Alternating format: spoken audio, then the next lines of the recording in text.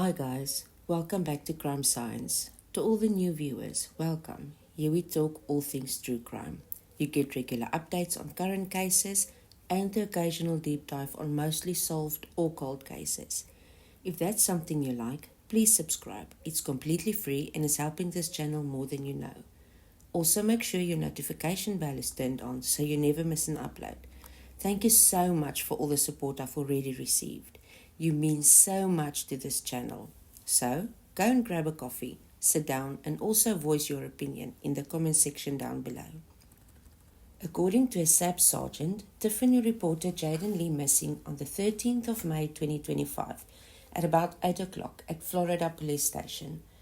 Okay, that's in line with what Tiffany said, that she reported her son missing past 7. When was the report made to the South African Police Services about Jayden Lee missing? The report was made on Tuesday, 2025, 05/13 at 2000 hours. I went to the police station past 7 o'clock. According to this sergeant, Tiffany told SAPS members that Jayden Lee did not return back home from school, and at about 5:30 she started to communicate with her mother. She told the SAPS members that the child did not return back home from school. Okay, just a minute.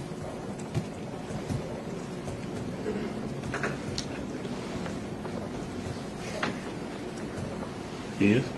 At 17:30, she started communicating with her mother. At 17:30, being Deborah done. Okay.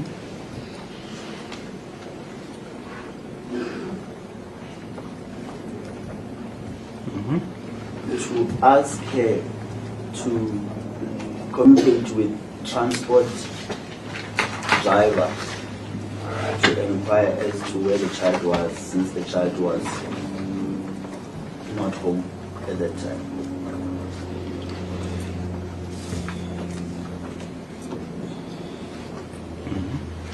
The reason why she couldn't do that herself is because she didn't have means of communication, meaning airtime or data, but she was able to communicate with her mother. Tiffany asked her mother to communicate with the transport driver and ask if there was any reason for delay since Jayden wasn't home yet. The reason, according to the sergeant, Tiffany could not talk to the transport driver herself is because she didn't have any airtime or data. Let's pause here for a second. The timeline Tiffany gave was 4 p.m. So now we have an hour discrepancy. Above Honorable Court. Jayden is normally dropped off from school by his school transport between 3 and 4 p.m. On the 13th of May 2025, he had failed to return home by 4 p.m., which was the time I stopped working. At that time, I was chatting to my mother and informed her of his non-return, and due to not having airtime, I asked her to contact the transport owner and driver to ascertain if Jayden was dropped off and if there was an accident or delay. My mother contacted the transporter, and a while later she was informed that Jayden was dropped off around 14:45. I started to Investigators now have to use precious time to figure out what the true timeline is. As you all know, a timeline, especially in a case like this one, is very important. I initially thought that Tiffany had data but not airtime, and that is the reason she was able to communicate with her mother but not able to call the transport driver. But now the sergeant said that Tiffany reported that she didn't have any airtime or data. How then did you communicate with your mother? And how were you able to perform your duties remotely like you said you did if you didn't have any data? And I know we are not privy to this information yet, but I would like to know if when the phones were checked, did they download all the messages in all the apps on Tiffany's phone? The actual messages, call logs, and all deleted items. Was her work device also checked to confirm what time she stopped working that day? Then it would also be very interesting to see from what tower her mother and other persons' phones pinged. And for contacting the transport driver, Did Tiffany's mother call him, or was it a message? I would like to think that it was a message because Tiffany said they only received an answer from the transport driver a while later. There were obviously no urgency around that matter if it was just a message. According to the same sergeant, Florida SAPS members escorted Tiffany and her family members back to Vleerhof to search for the missing child. And what Tiffany did not mention in her interviews is that they went to the transport driver, Mr. Kumalu's house, on their way to Vleerhof. They stopped there to question him, and he confirmed that he dropped Jayden Lee off at Vleerhof as per normal. Mr. Kumalu's residence was also checked, and this is where Tiffany in real time vigorously started to take notes again. Wow, I wonder what it is with these mothers and their notes. Let's back up a little bit. Not only did Tiffany not mention that Mr. Kumalu's place was searched, she, in her interview, tried to say that it wasn't, but couldn't get herself to say the words. Take a listen to this. As I'm writing that, I'm telling you I stay in a certain place and these people are saying that they dropped off my child at that place. Are you not supposed to? This is a child. It's not a grown person. From the start, I wondered why she swallowed her words. Now we know. This proves again that we should not only listen to what is said, but also what is not said. Mr. Kumalu, obviously knowing that he's innocent, gave permission to the police to enter his home to do the search and prove that Jayden Lee was not there. After his place was searched, SAPS, along with Tiffany and her family members, went back to her residence at Vleerhof. According to the sergeant, that was around or after 9 p.m. And that is in line with Tiffany's statement.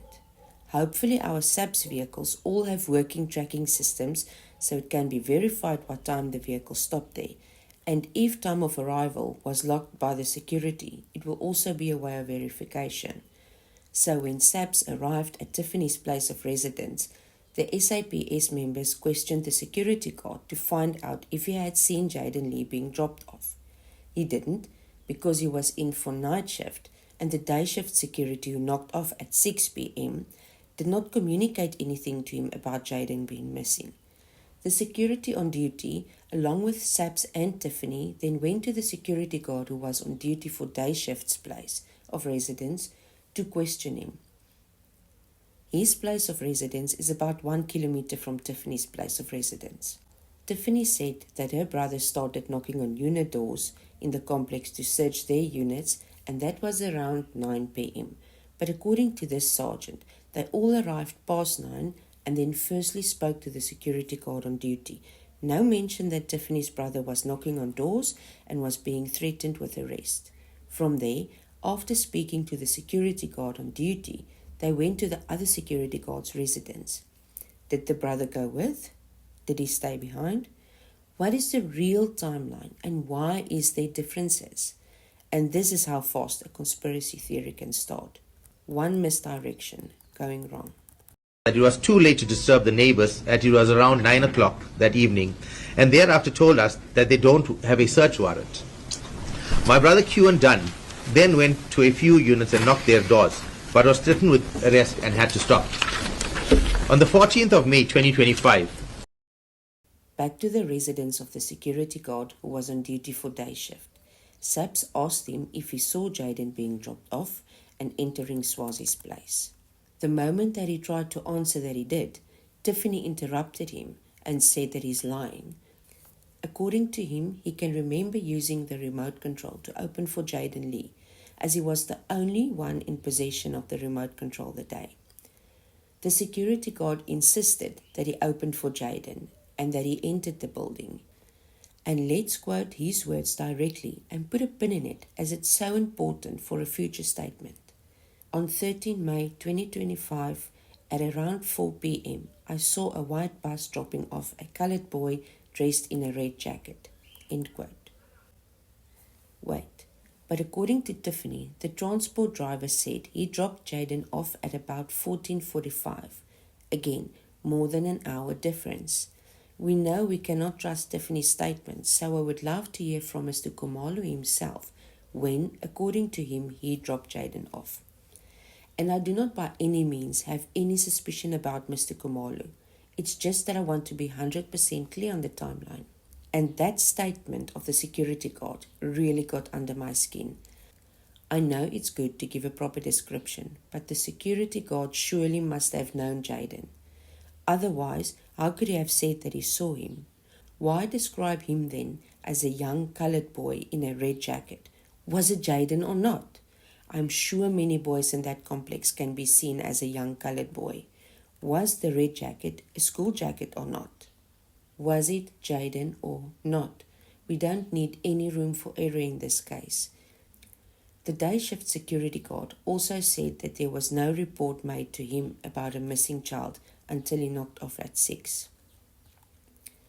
Is there no shift handover between security guards?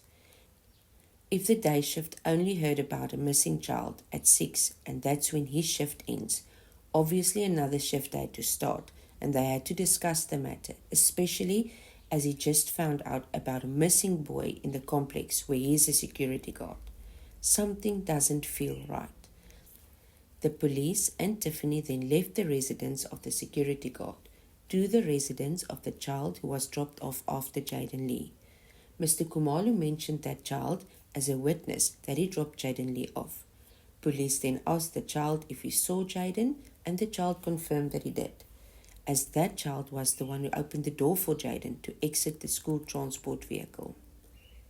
That child confirmed that he saw Jayden enter the gate of Swazi's place. Only after done speaking to the boy, the police and the family started to drive around in the Vleerhof area searching for the child. According to the sergeant, the police also searched around the building of Swazi's place and drove in the streets of Vleerhof searching for Jayden. Tiffany never mentioned any of this. We were escorted by a number of policemen to Vleerhof, and not one of them got out of that vehicle to go and search that complex. How much time had lapsed? There's bushes behind there. How much time had lapsed and what could have been done in that time? Tiffany was not lying. She was just not telling the whole truth. If she didn't say it, she didn't lie. But not saying something can also be a lie.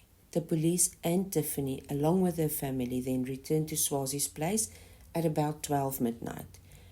And then SAPS told Tiffany that they cannot do much more at this stage and that an investigating officer will have to be appointed to the case and he will come in contact with them. The police then left Tiffany and her family at Swazi's place.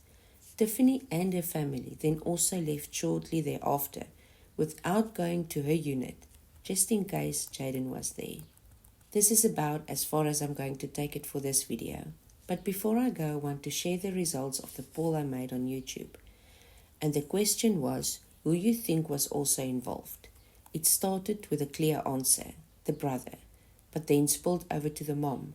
And now 24 hours later, the boyfriend is second in line with votes. Even if none of them helped, I'm sure they have some guilty knowledge. Please share this video to all your friends and family who are also following this case. I really think we should keep asking the difficult questions and just maybe we will get a truthful answer. A great thanks to those of you who stayed till the end. Please remember to like the video and subscribe if you haven't yet. Until next time, bye.